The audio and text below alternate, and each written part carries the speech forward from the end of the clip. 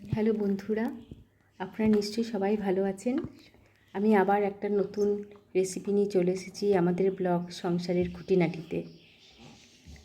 আজকের ব্লগে আমি কাতলা মাছের মাথা দিয়ে মাছের মাথার ঘ্যাট করব, যেটা বিয়েবাড়ির স্টাইলে রান্নাটা।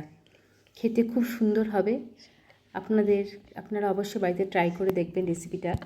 ভালো লাগলে অবশ্যই লাইক, কমেন্ট অ্যান্ড শেয়ার করবেন। এবার আমি রেসিপিটা স্টার্ট করছি।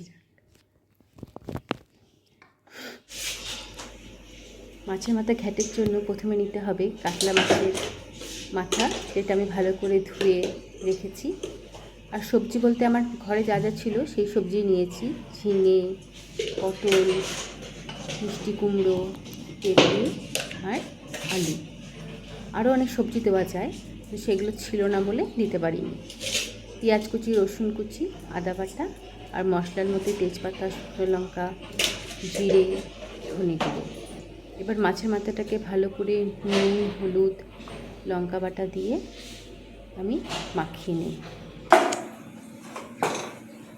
রান্নাটা সরষের তেল দিয়ে করা হয়, কিন্তু সাদা তেল তো স্বাস্থ্যের পক্ষে খুব ভালো, তাই সাদা তেল দিয়ে করলেও যে ঘরটা খুব টেস্ট হয়, সেটা আপনারা করলে খেলেই বুঝতে পারবেন। তো আমি একটু রান্নাটা সাদা তেল দিয়ে মাছের মাথাটা লাল লাল করে ভেজে নিলাম। মাছের মাথা ভাজা হয়ে গেছে দেখুন।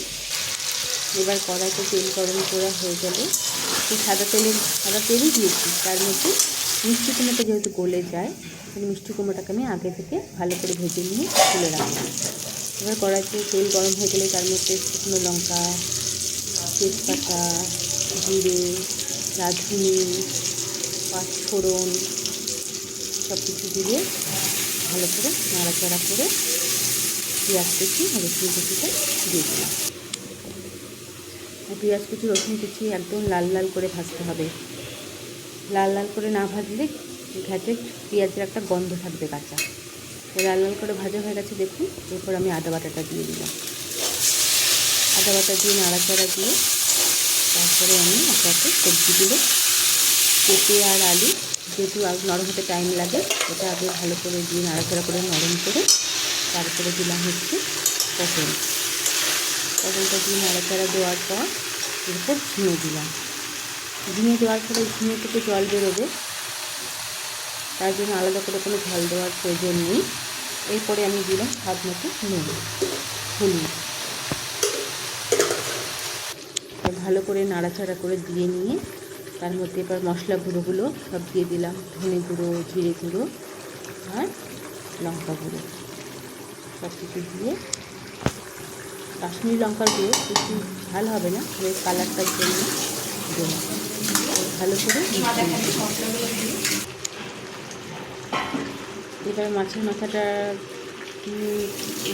সবজির উপর দিয়ে দিলাম। তারপরে মাছের মাথা দিয়ে ভালো করে জাল হয়ে যাওয়ার পরে তারপর সব কিছু আমি মিষ্টি কুমড়োটা দিলাম। মিষ্টি কুমড়োটা দেওয়ার পরে হালকা চিনি বেশি প্রয়োজন নেই, কারণ মাছের মাথাটা মিষ্টি হয়ে গেলেও ভালো লাগবে না, তাই হালকা চিনি দিলাম।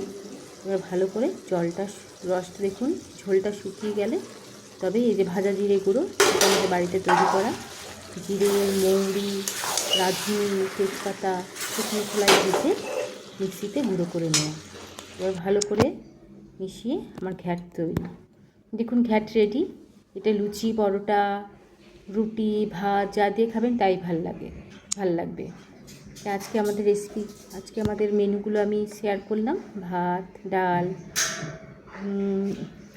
সোয়াবিনের তরকারি, ঘ্যাট আর হচ্ছে পাবদা মাছ সর্ষে পোস্ত দিয়ে।